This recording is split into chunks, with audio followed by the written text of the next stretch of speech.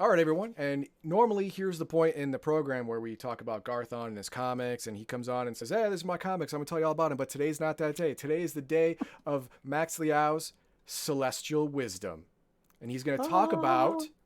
Mutant Year Zero: Road to Eden. Take it away. So actually, I'm starting off with Mutant Year Zero Road to Eden, but I'm going to be talking about just Mutant Year Zero, the tabletop game. But I need to let Heathen Dog know a couple things. First of all, I need to let him know this is the exact opposite of Champions, okay?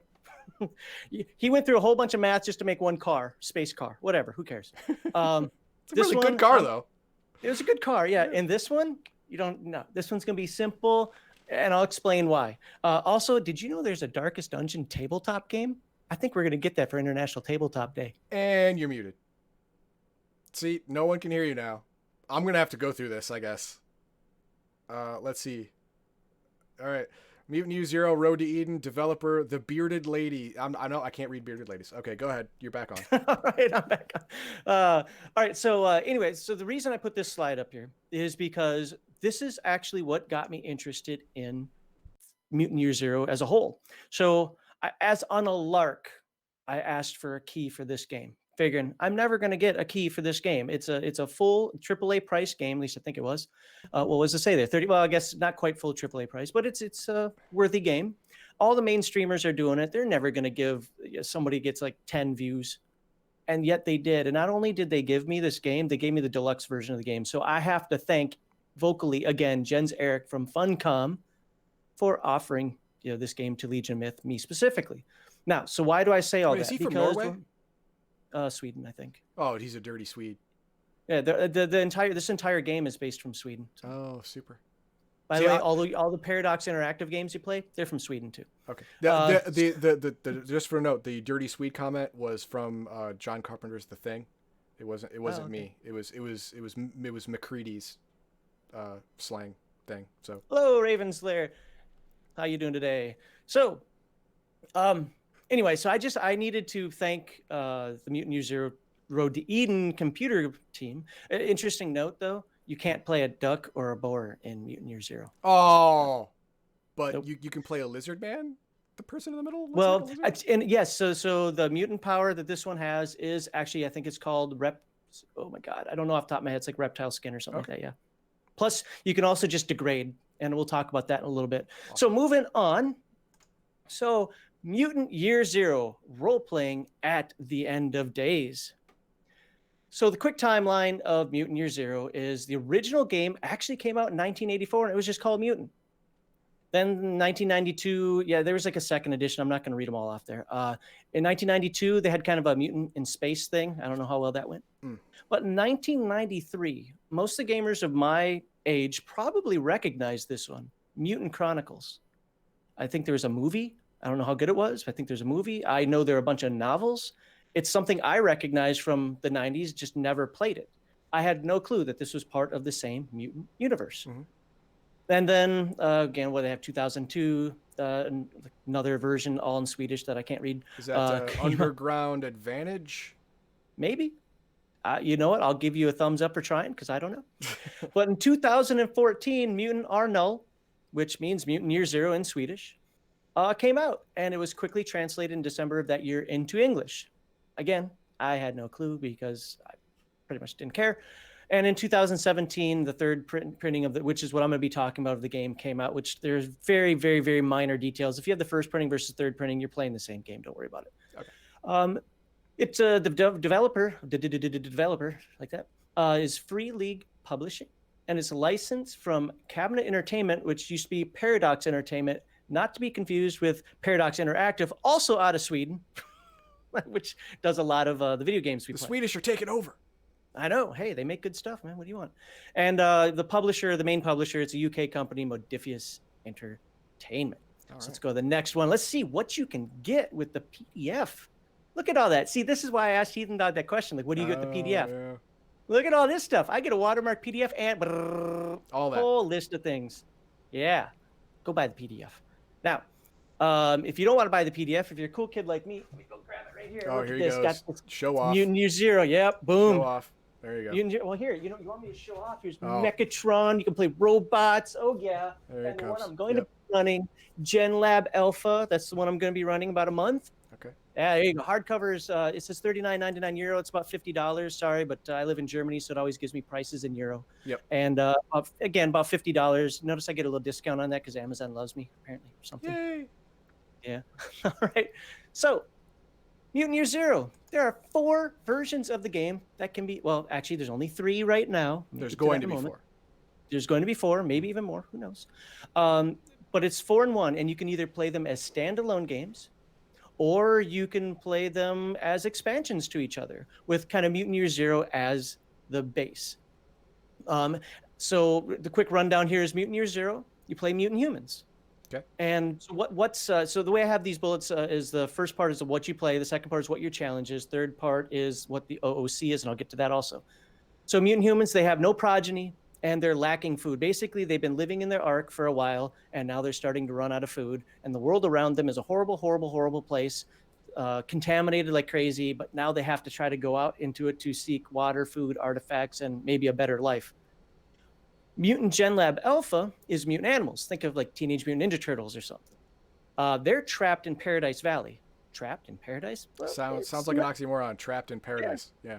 Well, Paradise Valley isn't all it's cracked up to be. Oh. And so they're kind of being held in place by some robots who were told by humans to, hey, keep the animals here.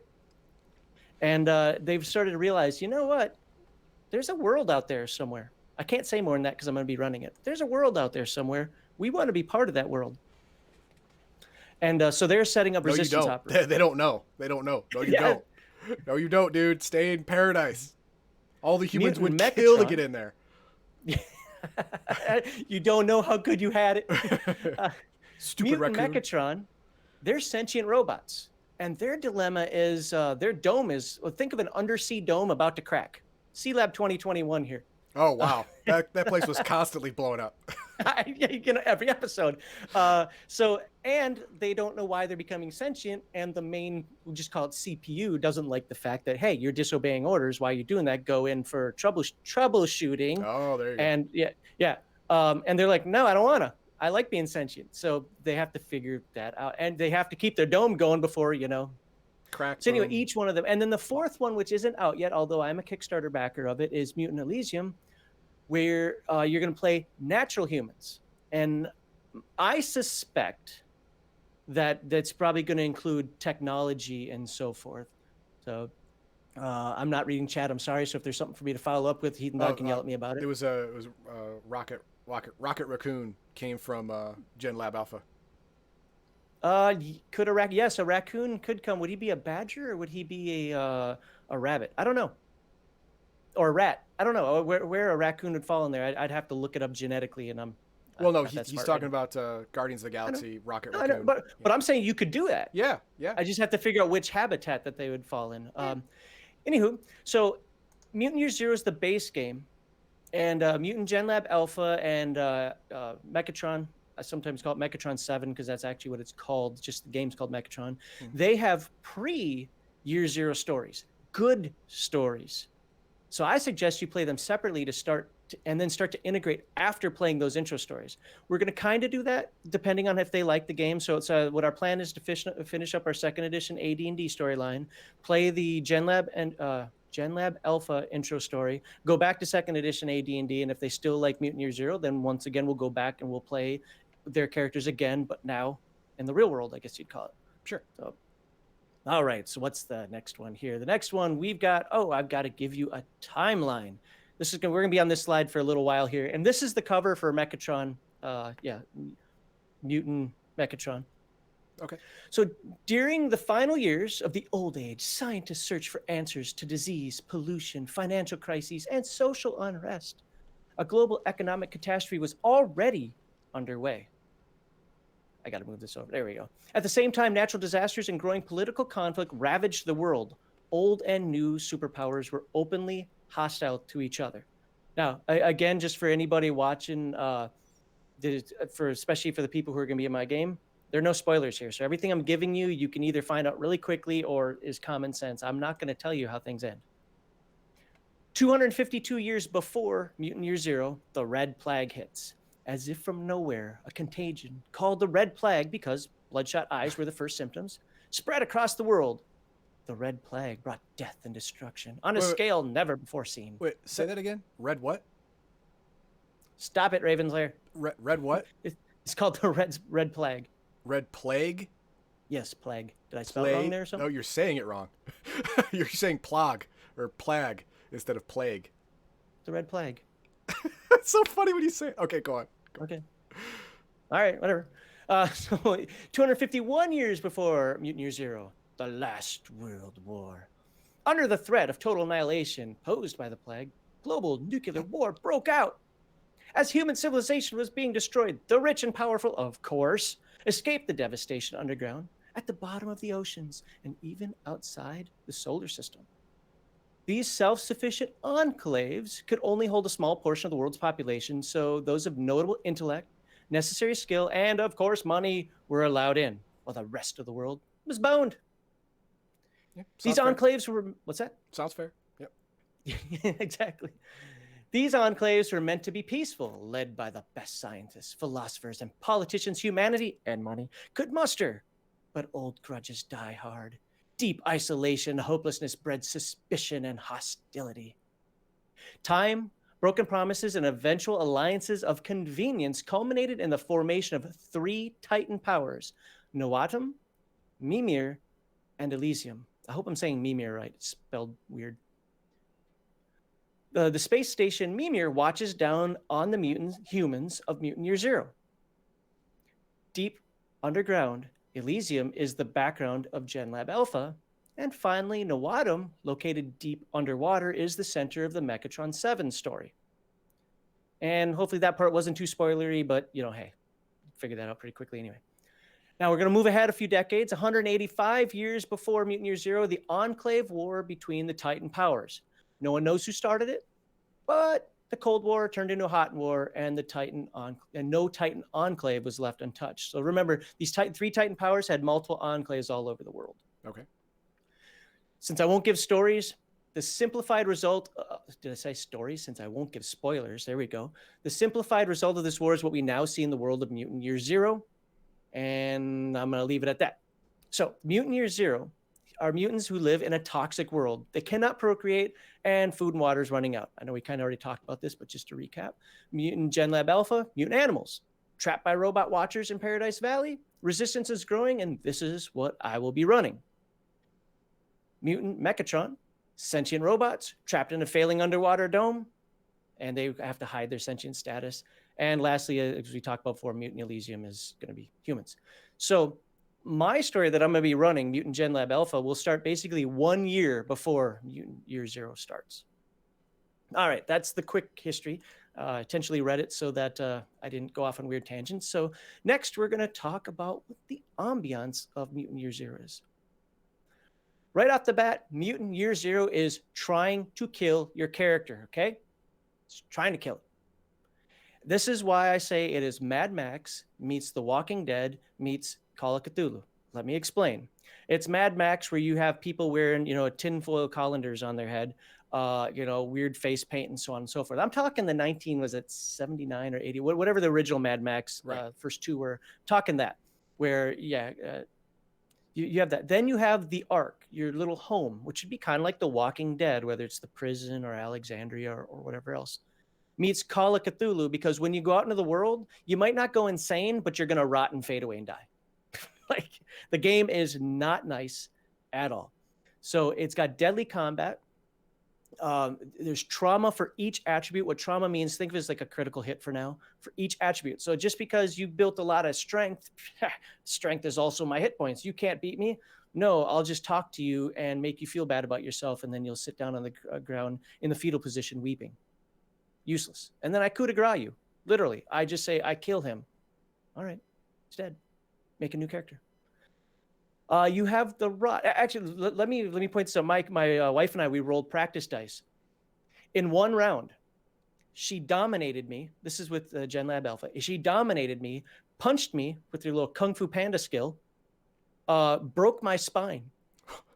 I didn't even, and I was a moose, a big moose with giant size and antlers and whatnot. I'm like, ah.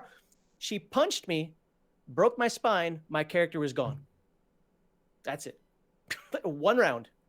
Wow. So the game now, mind you, she was built for that. But just to let you, and she got a bunch of successes. But I'm just saying the game is deadly. Moving on, yes, talk about broken could rot. As if that wasn't enough, you go out into the world and every zone has rot. Think of it, rot. What is it? Is it contamination? Who knows? It's just nasty. And a zone might have light rot where you only have to worry about it once a day. It might have heavy rot where you take in a point a minute, and every point of rot degrades you. So, yeah, I don't want to, because I'm going to talk about that a little bit more later. I'm going to move on. So conditions. You also have to worry about starving, dehydration, hypothermia, and sleeplessness. The game is trying to find ways to kill you. The characters should be attached. I'm sorry, the players should be attached to their characters. They should be. These aren't throwaway cardboard cutout characters where it's like, whatever, if my character dies, just make a new one. At the same time, you have to understand that your character's life expectancy, well, it's undetermined, but short. So this is how I liken it to Call of Cthulhu with the insanity. GMs are even told, if the players start to feel safe and comfortable, it's time to break something.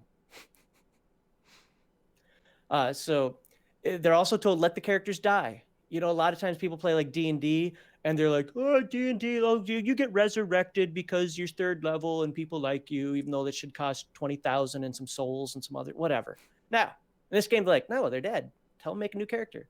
But it also tells the GMs, look, the game's out to kill people. You don't have to be a jerk. Let the players have some fun and some success as well. And then the game is, I can't even read what I wrote there. The game loves its lore and its RNG. Loves it. So everything rots. There aren't enough resources. If you've got it, you're a target. Feel the apocalypse. But that is very Mad Maxy. Like if you have something, if you have a lot of something, I have an abundance of water. You have to defend that with your last breath. Yep.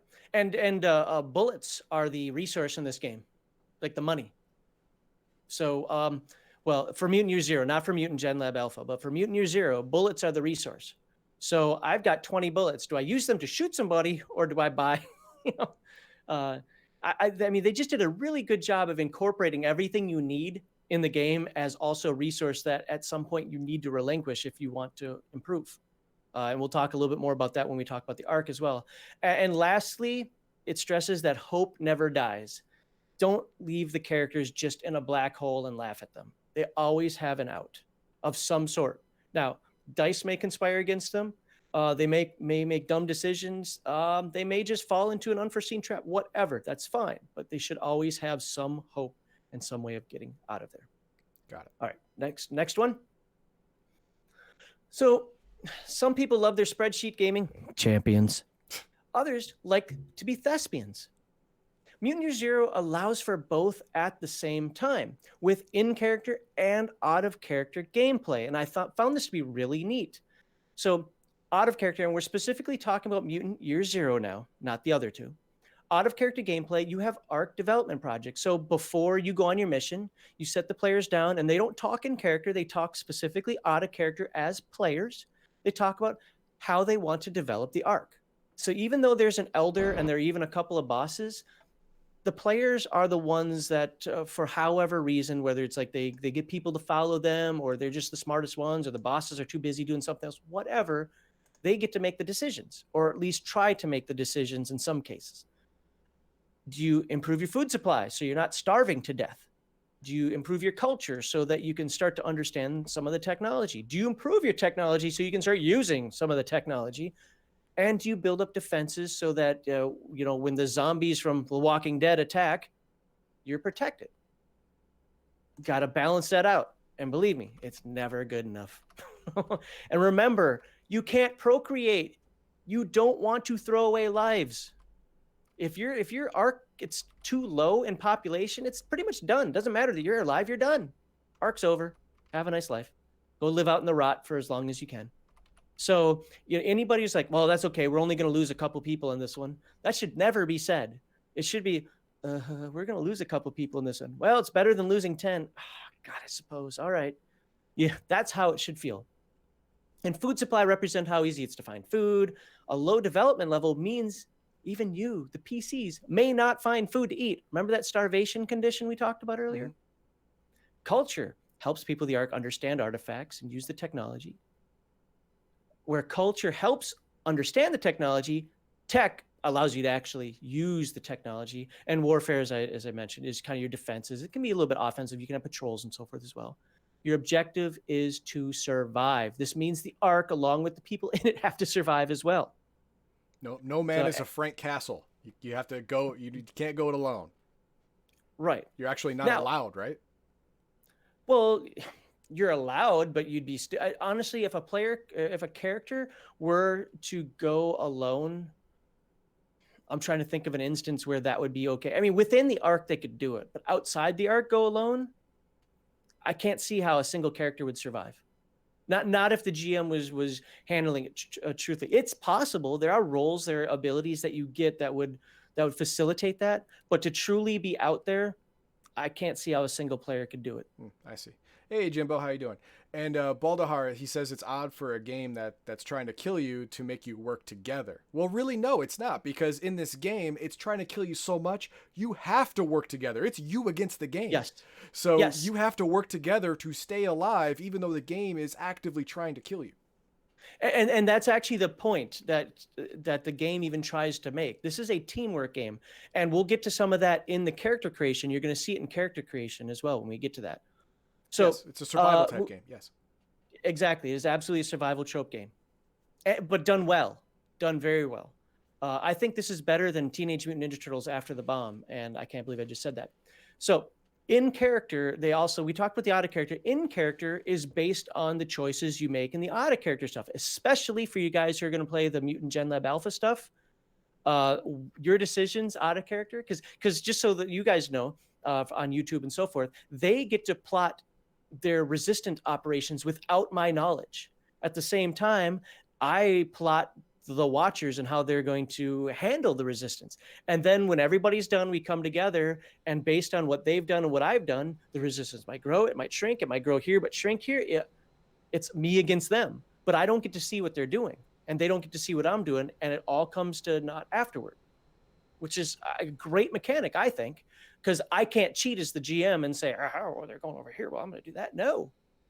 If I just plot better than them, I plot better than them. If they plot better than me, they plot better than me. That's just the way it goes. Plus, there's a story in there as well. So with that, I move on to the in-character stuff. Said, okay, so, I'm going back to the Mutant Year Zero portion, not the Mutant Genlab Alpha. So some examples are they could fight for grub, water, and bullets.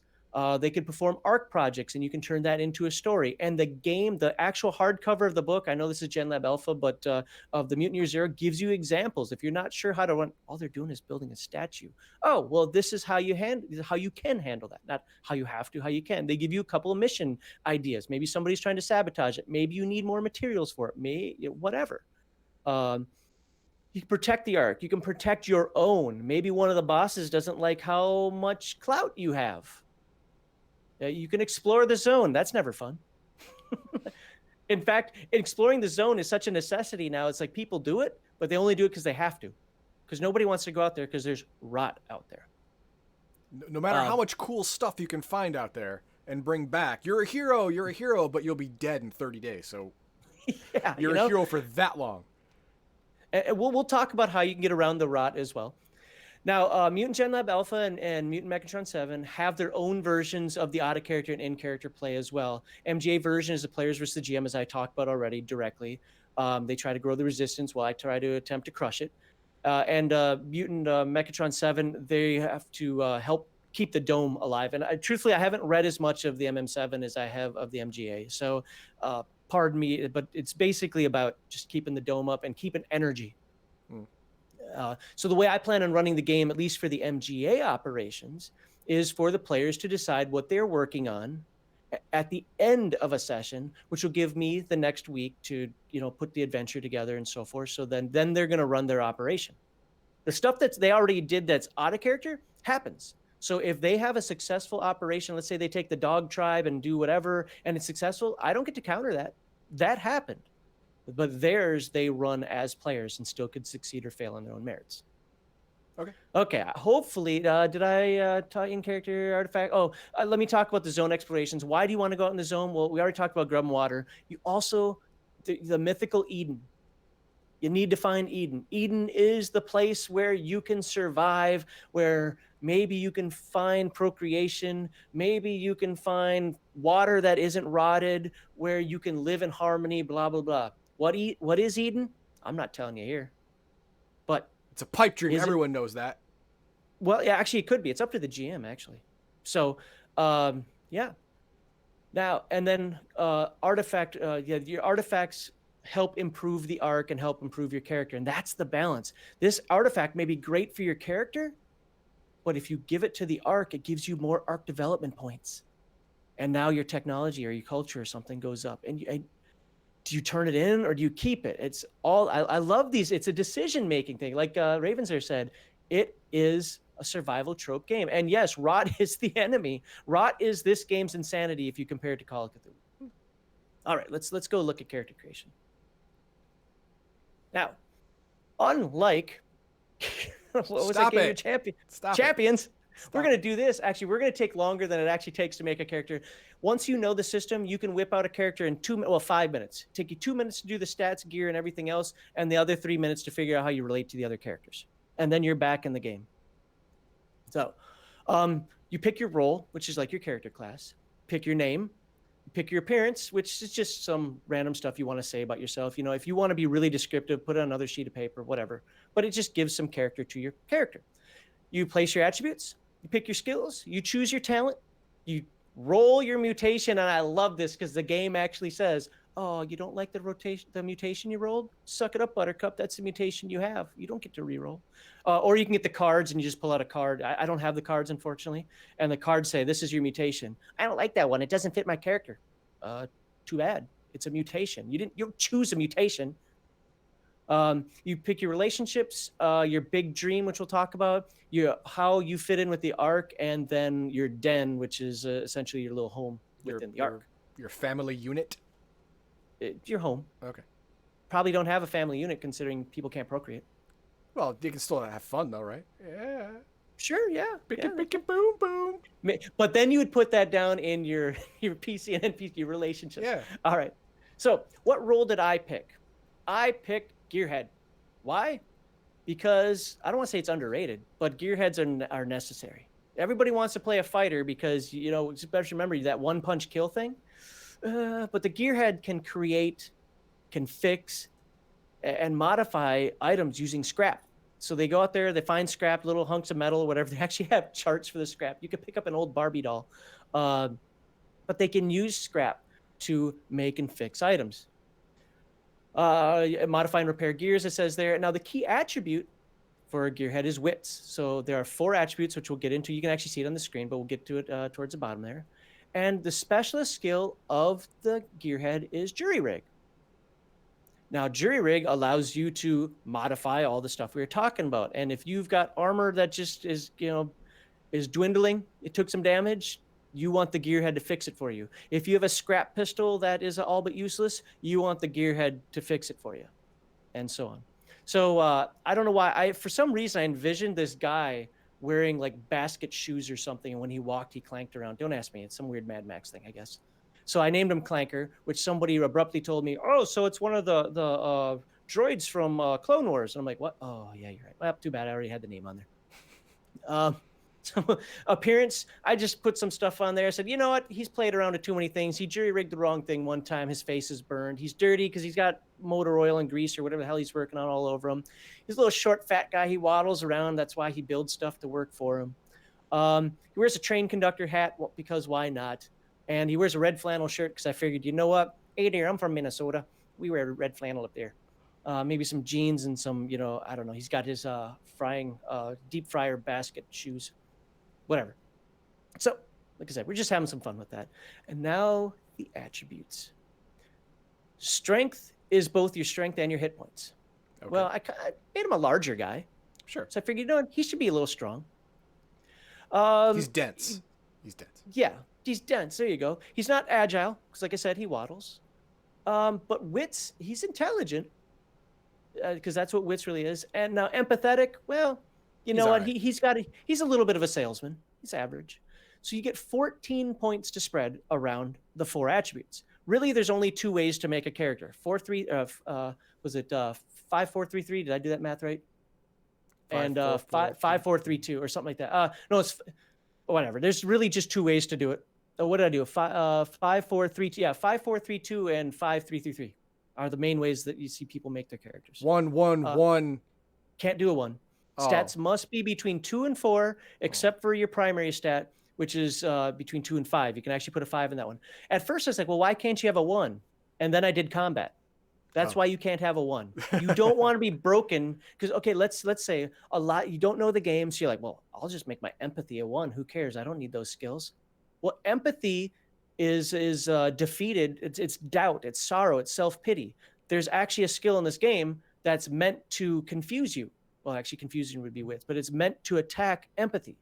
If you only had 1 die in that, 1 point in that, this applied 1 point of doubt. You're now sitting on the ground crying on yourself. You can't act. If any one of these, you see these little dots on there? If all of those dots get filled in, if any one of those attributes comes down to 0, you are broken. That means you cannot act other than to basically cry on yourself, depending on what type, which one it is. All right, cool. So if you get down to 0, it's a coup de grace. It's that simple. So that's why I think they went with the 2 to 4. Fair Speculation. Enough. All right, moving on. Where are we? What's our next one? There we go. So where's skills? Now you get 10 points in skills. The Mutant Genlab Alpha folks will notice that there's actually going to be a little different. They get a little bit more options than the humans do, but the option, I'm just doing Mutant Year 0. Okay. So you get 10 points, and you can have between 0 points and 3 in any skill, but you must have 1 point in your specialty skill. What was their specialty skill again? It was jury rig. So let me get my notes here. So I'm must put 1 point in your specialty skill. Each role has 3 starting talents you get to choose from. And from there, you pick one of them. I picked Tinkerer. So what is Tinkerer? Well, Tinkerer allows me to fix things with a 2 dice bonus. I can't create things with a bonus. I forget what the third one is. But I can fix your stuff. Your armor went from a 4 down to a 1. Well, at least it still exists. Hold on. Let me roll. I can fix it back for you. Now it's back up to a 4. Good on you. That's my job. And I get 2 extra dice to do that. Nice. And you can purchase the other 2 talents later with experience as well as, and there are generic talents as well. I'm not going to get into that. Now, moving on, mutations. Mutations, you have 1 mutation. There's a way to get 2, but we're not going to talk about that. You start with a mutation. You pick the card, you read the card, that's your mutation. Or if you don't have the cards like me, you roll the dice. There's a chart. Or if you lost them in a flood like Raven's Lair, then that's bad. Yes, there you go. Old Gamma. The original game, Raven's Lair, the original Mutant, 1984, that I talked about at the beginning was based on Gamma World. So there you go. Those cards may have worked. So some things to know about the mutation. The GM can't mess with you on this one. It's always successful. As long as you can spend the mutation points to activate it, it works. So if you've got fire breathing, you can breathe fire. You spend 3 mutation points to do that. That's a pretty tough fire. But then you have to roll 3 base dice, which we'll talk about later, to see if you have a misfire. Now, the use still works. Misfire doesn't mean you didn't burn the guy, but it means you might have also blown up your face too. Yeah, half your face is already burned anyway, so who cares? Well, unfortunately, I don't have pyrokinesis. I have pathokinesis, which I think I spelled wrong on here again. Pathokinesis affects the emotional state of others. Remember when I said before having a low wit? Oh, yeah. Or low empathy. Empathy? Yeah. Well, this guy, if you only had a 1 empathy, he spends 1 point and you're done. Now he at least has to spend 2, which is what you start each session with, 2 points. So if you look at the full character sheet, you see you can go up to 10. Well, that's if you didn't spend any points last session. You only get 2 points every session. 2 mutation points. Yeah, 2 mutation points. Thank you. Okay. Exactly. Per session. And yeah, if you save him up, cool. Then he could spend 5 points, and it doesn't matter who it is. He just made somebody turn into a ball of jello. Just I don't like my life, and then he shoots him in the back of the head. Let's see. Where am I? I don't like your power. Tough. What? You can also heal doubt on somebody. Yes, you can heal all. You can heal all the attributes. So, is that on here? I thought that was going to be on the next slide. No, it's on this one. Oh, is it? Okay. So I can barely read that. Yes. So strength, which is also your hit points, you heal through food and the healing skill or the healing skill. Sure. Agility, you heal through water. The new rules, which aren't in the Mutant Year Zero book, but they're in the Genlab Alpha book, and they said this supersedes the old ones, also requires 4 hours of sleep or rest with the food. So you can't just down, 5 Snicker bars and you're like, I'm back, But wits is by sleep, so you need a full night's rest, and the last one, empathy, is recovered by spending time with others, by basically just realizing you're a human again. It's okay, buddy, you're not that bad. Little campfire sing along, you're good to go. Yeah, exactly.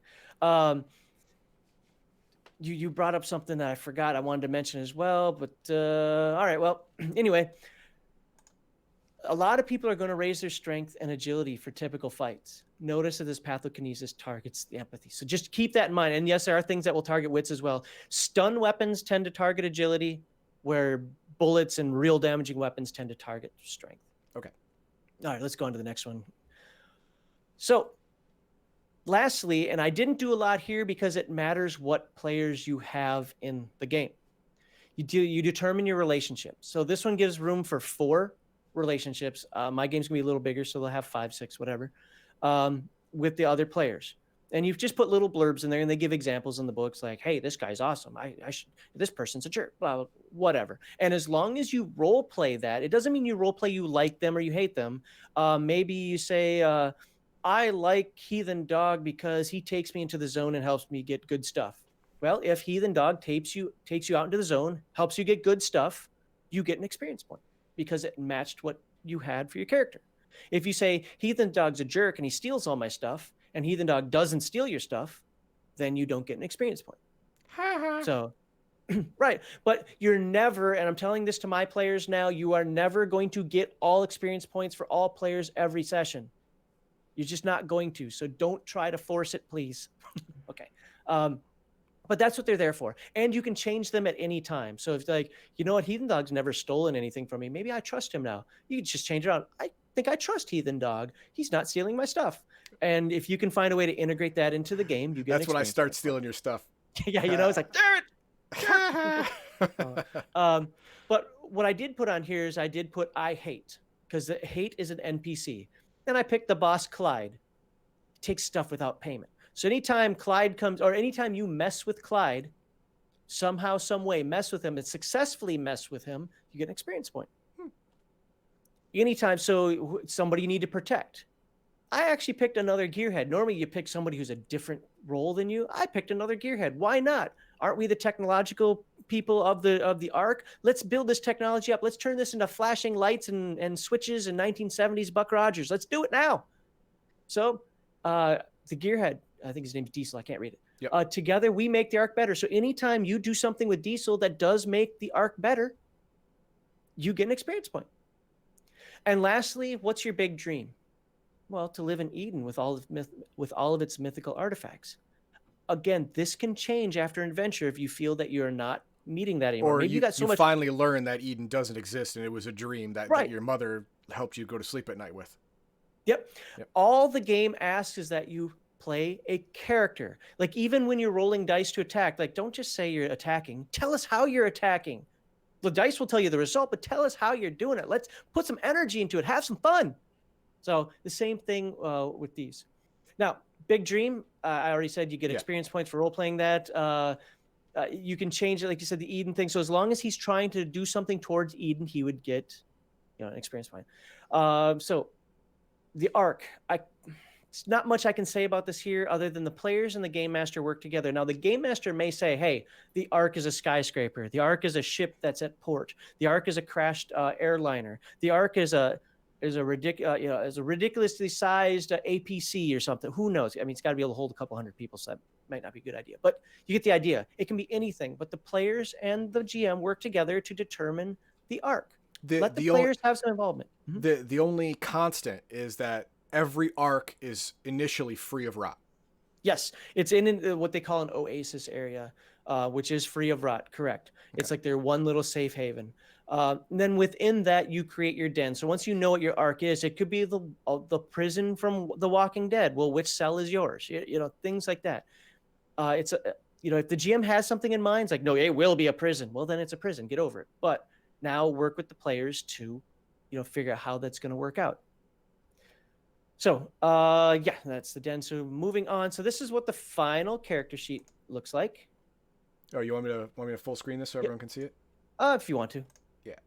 If you notice where I forgot to add the scrap pistol in there, so I had to quickly type that in at the last minute.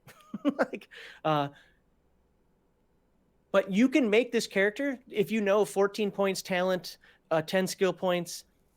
You can make this character in 2 minutes. Like I said, you just have to figure out how you interact with the other characters, and boom, you're done.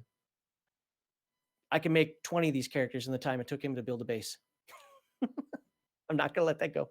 All right. Am I muted yet? No. Hello? No, you're not muted yet. But I have a question. How many rot points and experience points? Well, why is experience points, was that 10 bubbles? Yep. So for every 5 bubbles of experience, that's a good question. Mm-hmm. Every 5 bubbles, you can either raise a skill point, get a new talent. I don't think you can do anything with attributes. I'd have to look again. But you can improve your character. Okay. If I remember correctly, the max skill rating is 5 because the 5 dice, which you'll see in a moment. Mm-hmm. And talents, you can either pick another talent from your role, or you can pick what's called a general talent, which can help you maybe in a firefight or do something else. I haven't read too many of those yet, just because they're not needed. Rot points. We're going to talk about rot, but is that on the next slide? No, it's 2 slides from now. So that's fine. We'll talk about it. We're going to talk about rot points because I have a whole thing on rot. So I'll get to that in a moment. Anything else about the character sheet you want to ask, though? No, everything else is pretty self-explanatory. I mean, there's mutation points, but I imagine, that unlike experience points, mutation points having a max and rot having a max, I get. But experience points having a maximum, I didn't get. But like, okay, they're spent. All right, got it. Yeah. Once you get past 5, you spend them down to whatever you had anyway. And you can only bank up to 10. Everything else that is just loss. Yes. Hold on. There's one of them is you can go past. I think it's rot points. You can actually go past 10. But if you're past 10 rot points, I don't know what to tell you. Wow. All right. So, and when we talk about rot, you'll see. Okay. That's how important it is. It has its own slide. Okay. Gear, real quickly. Gear comes in sizes. I'm not going to go into the whole specifics of it, but I didn't deal with gear in this. I didn't spend my bullets to buy gear. I just wanted to show a real down and dirty as we move into the next slide. So let's compare real quickly Mutant Year Zero to Mutant Genlab Alpha to Mutant Mechatron 7. In Mutant Year Zero, you have Strength, Agility, Wits, Empathy. Pretty much the same in Genlab Alpha. Strength, Agility, Wits, Dominate. Dominate cannot be used to replace Empathy. Empathy cannot be used to replace Dominate. There's a reason why it's there. Empathy is for humans. Dominate is, just think of, you're an alpha male. You are half animal. Remember this. You're not just a human with fur. You are part animal. I expect the dogs not to be sniffing butts. That would just be weird. But I expect the dogs to be loyal. I expect the cats to chase laser pointers. I expect the raccoons to dig. Not everything. You are humanoid traded also, but you get the idea. But with that, you have Dominate. You have an alpha male or alpha female. The dogs, for example, have an alpha female Cocker Spaniel, is she? I don't know what she is. And nobody messes with her. And there's a reason for that. Her Dominate's like 8,000 or some crap. Who knows? You will not win. She will growl at you, and you'll be like, yes, sir. There's so many pictures in the Genlab Alpha book of Dominates, too, where you just see somebody like, sorry. But just remember, they're animalistic. That's why it's there. Okay. Well, and then now with Mutant Mechatron, you have servo, stability, processor, and network. They serve the same function. Servos are your hit points and strength. Mm-hmm. Stability is your agility, blah, blah, blah. Okay. And obviously, network isn't going to have anything to do with humans. You can't. Heathen Dog tried to sneak this in the game, but he was wrong. I want implants. No Johnny Mnemonic. Shadowrun type stuff then. Yeah. Wrong system. Sorry. Head jack. Damn it. Maybe after they find Eden. There's no Eden. Okay. Just like in so Portal, there's no cake. There's no cake. There's no, that's right. You beat it with 1 second. Actually, you beat it on 0, 0, 0, 0 seconds, and I didn't get cake. Talents. Well, humans and mutants have, or sorry, mutant humans and mutant animals have talents. Yeah, but it's based on the role. And if you're not of that role, you cannot pick that talent. One of the things I wanted to say about skills a moment ago, and I forgot, is that that specialty skill can only be learned by that role. You can teach or learn a skill of any of the basic skills, but the specialty skill can only be learned by your role. Don't try to teach an enforcer, if you're a gearhead, how to jury rig. It's no. But now with the mutant, the Mechatron, it's secondary functions, but it's the same thing. It's the same dice rolls. It's treated the same way. It's the same game concept. Okay. Mutations and mutation points for humans, animal powers and feral points for animals work the same way. Although I don't think animal powers have mishaps. And then for the mutant Mechatron, you have modules and energy points. It requires energy, uses modules. And if I read it correctly, they get to swap out the modules, unlike the other people. Cool. I don't like this one. I want this other one. I have to read that more. Now, we were talking about dominate a moment ago. Well, humans don't have any of that. That's why you see the dashed lines there. Sure. Well, rank adds to your dominate for the animals, where you fit in the pack. And it matters when you start to try to dominate people. Same thing for hierarchy for Mechatron. If somebody's got a higher hierarchy than you, you're supposed to listen to them like a good little computer. You're not listening to them, you need to go in for processing, troubleshooting. Nope. Lastly, there are 8 roles for Mutant Year Zero to pick from. We pick Gearhead, but there's Enforcer, Dog Handler, I forget what they all are. But pretty much any normal function that you would need is there. Scavenger is a really important one for Mutant Year Zero. Oh, yeah. There are only 5 roles for Mutant Genlab Alpha. A little disconcerting, especially since I don't like one of the roles, but there are only 5 there. However, after you after you finish the Genlab Alpha campaign and they can meet humans, you now have 13 roles you can bounce between the two. Humans can learn the Genlab Alpha roles, and Genlab Alpha animals can learn the human roles. So 13 roles, plus you can be a mutant human or animal. Robots are still stuck with 8 roles. Sorry, but again, no Johnny Mnemonic. You can't program somebody. Ah, crap. What a horrible game. All right. What's next? Are we on the rot yet? Yes, we are. On the rot. What is the rot? Is it nuclear, biological, chemical contamination? Is it an experiment gone wrong? Is it nature's revenge? Who the hell cares? It's bad. The rot is just bad. That's all you need to know. Rot is bad. Rot level determines rot point frequency. So if you're in a zone, rot level 1, you roll once a day. If rot to level 3, you roll once a minute. 2 is once an hour. Rot attacks. There are actually bombs and special, like, venomous claws or whatever that can do a rot attack on you. Not fun. That's mean. Yeah, it's like being bit by a zombie or mummy rot or something. Rot can kill. Every point of rot, every time you gain a point of rot, you have to roll. You roll your current rot level. And every one that pops up on the die, you're only rolling a 6-sided die, causes a point of damage. Damage means to your strength. Crotch rot. Yes, it could be crotch rot. Ouch.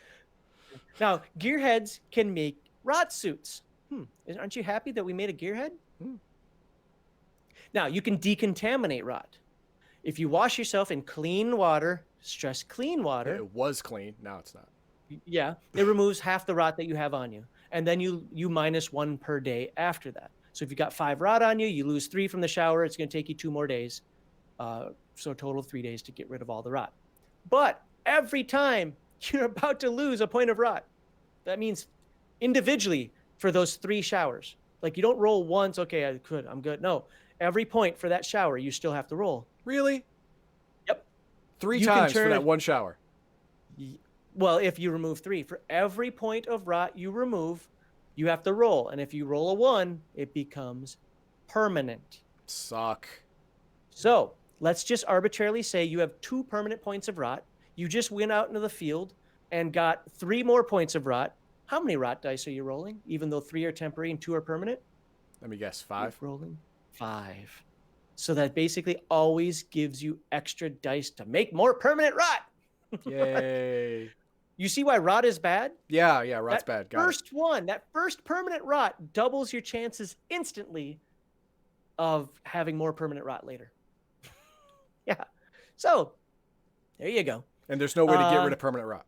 No way to get rid of permanent rot. In fact, it even degrades, like it turns you into like, you get weird effects and so forth because of it as well, or potentially. Awesome.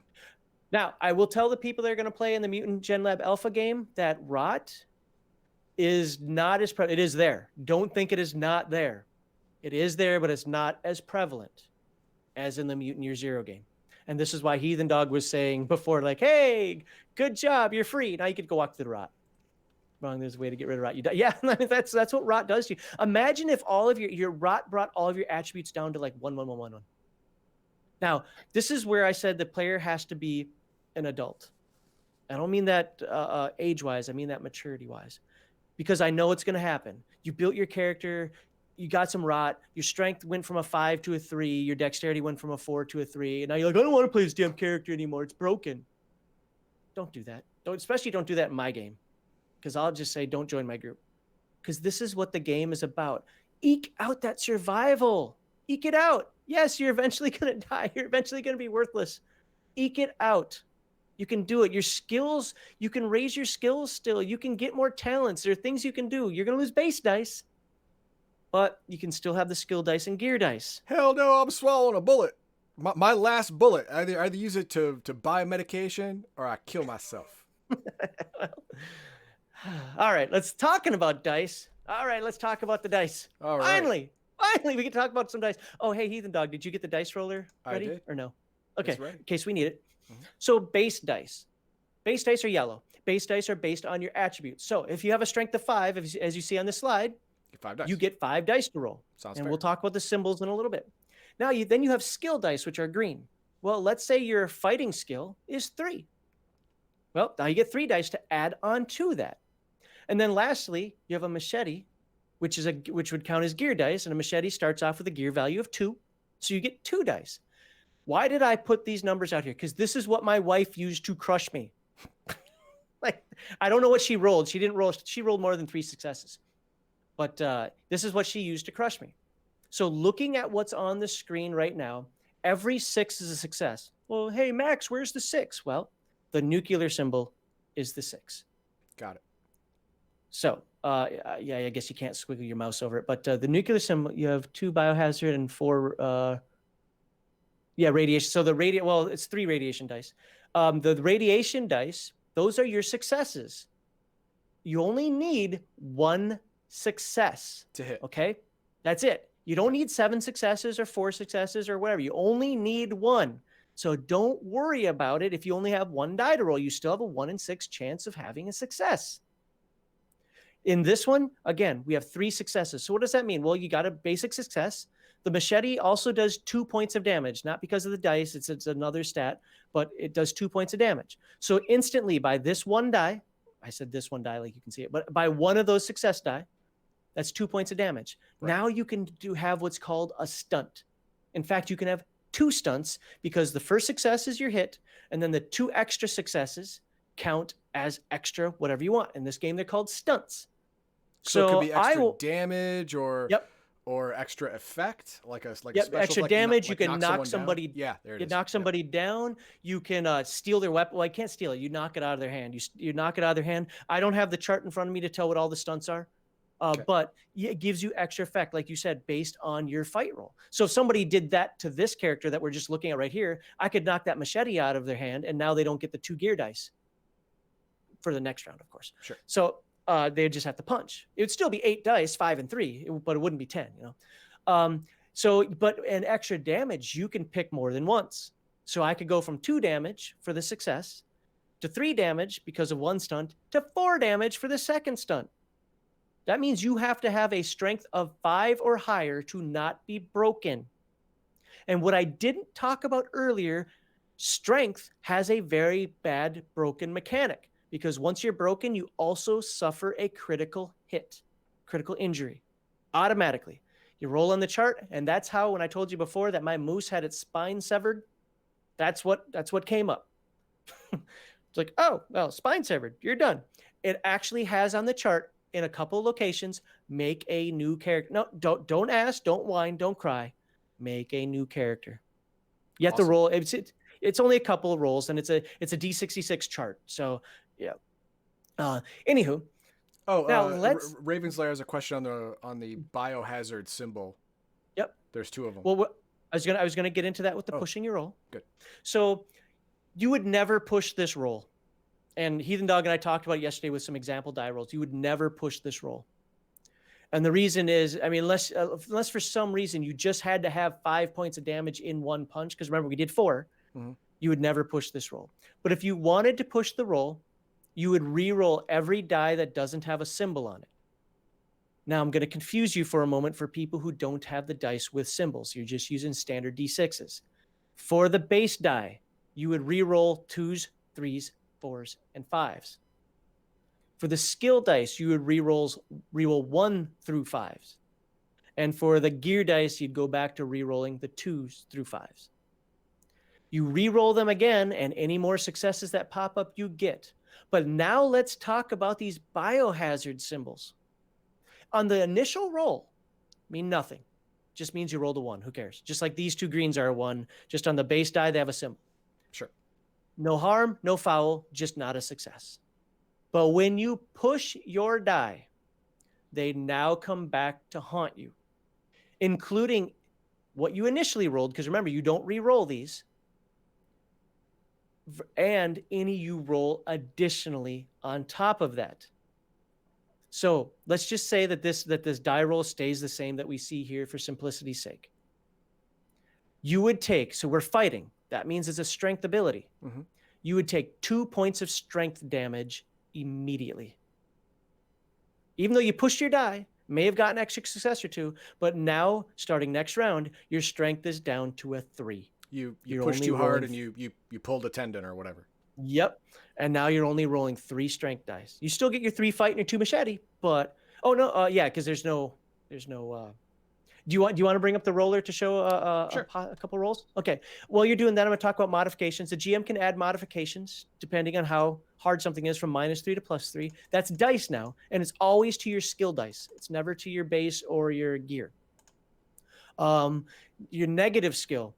We'll talk about negative skill. Oh. So, what's up? Well, I got 1 success. No radiation symbols. I mean, I got 1 radiation, so 1 success, and no biohazard symbols. So I'm like, I'm going to push this. I pushed it. Yes. I got 2 successes. Good. 2 biohazard and 1 explosion. Oh, okay. So what that means is you got an extra success. So I maybe got 2 you extra the person successes. down. 2. Oh, two extra. Okay. Yes. So total. I can't see it. It's too small. So it's a total of 3 successes. Yep. 3 radiation symbols. Great. So you got 3 successes. That's awesome. So now you did. If we're using my character here, 4 damage. You're doing 4 points of damage. Sure. Okay. 4 points of damage. But let's start with the top, the yellow. How many yellow biohazard symbols do you have? 2. You took 2 points of strength damage. So you're now going to be down to 3 strength. What did you get for your gear damage? I got one explosion. 1 explosion means your gear rating dropped by 1 die. So instead of 5-3-2, you're going to be 3-3-1 next round. One success again. No symbols, no nothing. Just 1 radiation symbol. I'm going to push it. Why? Because now I got 3 successes and no bad things happened. There you go. Now, this die roller, I noticed, likes to roll high and low, likes to roll 1s and 6s. So remember, it's a very dramatic program. Yeah, the biohazard symbol and the explosion symbol. Oh, I'm going to put the link. Only matter when you're pushing. I'm going to put the link in the comments. Didn't I put it on here? Nope. Yeah, it's on the slide. I'm going to put the link in the comments so people can link it. Oh, there. Okay. That didn't work. Why can't I'll try it over here? So Heathen Dog, when you're done with that, I'd like you to roll again. There you go. I see it. I'd like you to roll again. Rolling again. All right, I'm rolling again. Boom. Oh, 1 success and 1 biohazard symbol. Oh, this is perfect. So how many non-skill successes did you get? How many basic? No base successes. Okay. I have 1 skill success. Okay. And no. And that's it. And that's it. Yeah. Go ahead and re-roll. I would like you to have. I'm looking for something specific to make it easier to talk about. But I don't want to waste too much time, so I we'll have just do one one or. base success and one explosion. Okay. What I'm looking for is I'd like one skill success and one either base or gear success. Just there's a reason for this. And what we're going to talk about. Got it. One base, one skill. Okay. So what we're going to talk about are negative skills. Okay. Let's say you have a skill well, you put 3 there, and you're not supposed to go higher than -3. But let's say you rolled less dice. Okay. And what ended up happening is you have a skill of 1 in something, but the GM says, well, this is -3 to hit. So that totals out to -2. You roll those you still roll those 2 dice. Wait, I can go negative on the dice roller? Yes. And there's only one way to do it. That skill, because the skill still requires successes to succeed. Sure. Now your successes count as failures because you're not good. There's too much against you. You only have a skill rating of 1, and you need a skill rating of 3 to do this. Oh, I get it. So if you have a net negative dice, you still roll your regular dice, but your successes are now considered. You roll the net negative number. So if you have a skill of 1, and I give a -3, that gives a -2, right? So you'd roll 2 green dice. Yep. And every success and failure would be a failure, or just successes? No, there's no such thing as failure. Well, every success takes away a success. So since you had 1 base success and 1 skill success, you say, well, I got 2 successes. No, you have 0. You have 0 successes. You failed. Okay. So that's how that works. I need to push. I need to push to get a success. There you go. And I did it. Push it. I did it. I got a gear success. Okay, so you have 1 total success? I have 1 total success. I'm a winner. I own this game. What are you talking about? Do you have any damage or anything? Because I can't see it. Yeah, I already took 2 damage from last time when I pushed and it got bad.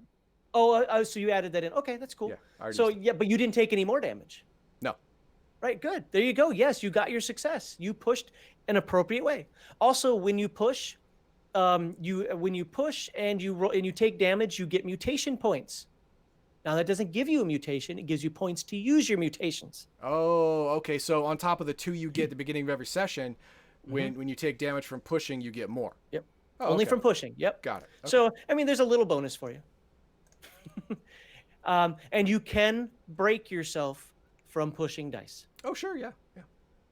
But you can't die from it unless somebody coup de grace you. All right. Okay, that's a lot of heavy information that I put out there, and I know this has gone on way long. Heathen Dog warned me about that beforehand, but hopefully the information has been interesting for you. Excuse me for the cough. Hold on. Apparently my voice is telling me I should not be talking anymore. Well, we should get in the final thoughts then. Yes, we should. Wow, that was convenient. So what do I love about this? I love the fight for survival. I love it. I wish I could have told you more, but it would have just gone on too long, and I don't have 2 episodes like Heathen Dog, so that's why this is kind of long. Fight for survival. The entire game is out to get you. Do you see that now? Pushing's out to get you. Rod is out to get you. Creatures are trying to punch you in the face. I love the in-character and out-of-character components to the game. Now, we'll find out how I really love it once I start running it, because you have to remember, I haven't played the game. That's why you don't see a hate on here. It's not fair for me to say I don't like something or hate something if I haven't actually played it.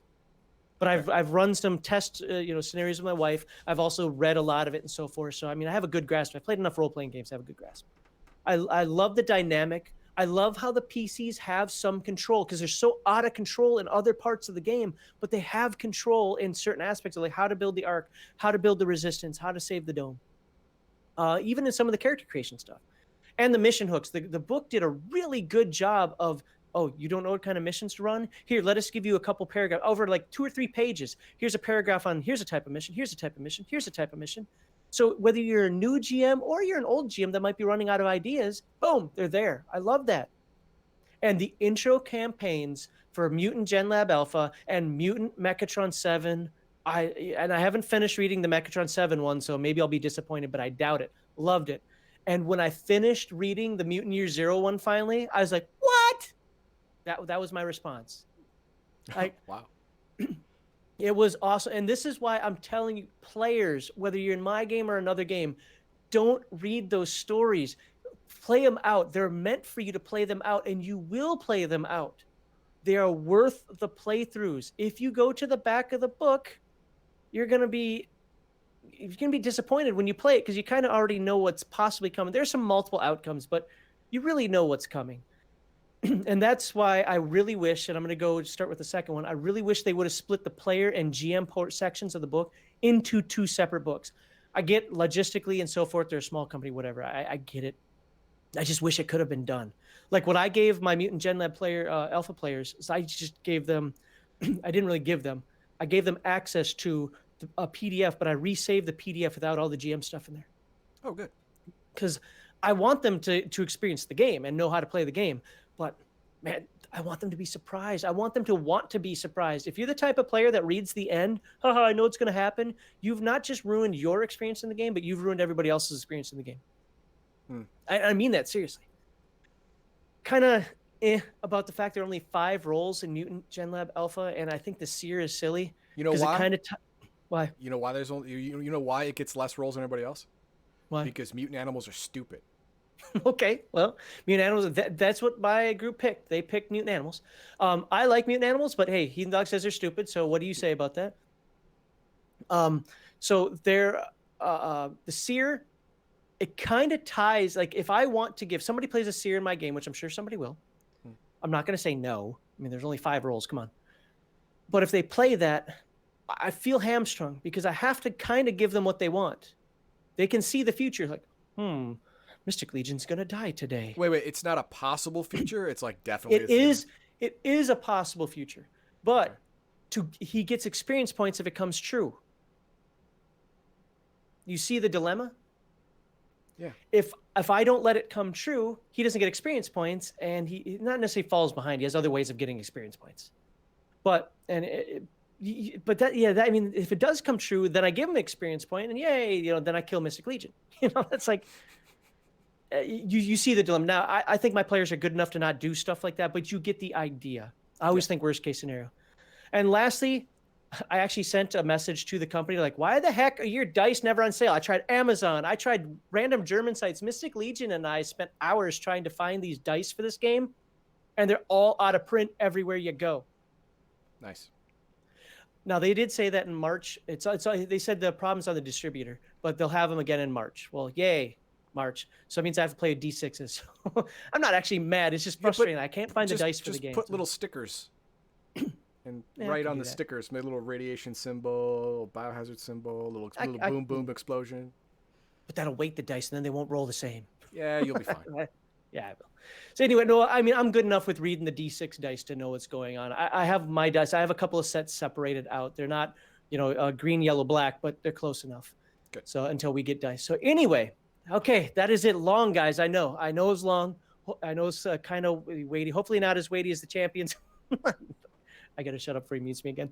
But I hope you enjoyed it. Like I said, I had to get everything out in one episode. If you have any questions about Mutant Genlab Alpha, please let me know. Or Mutant Year Zero, and any of them, as I am loving this. So what did you think of Celestial Wisdom? Because it comes from on high.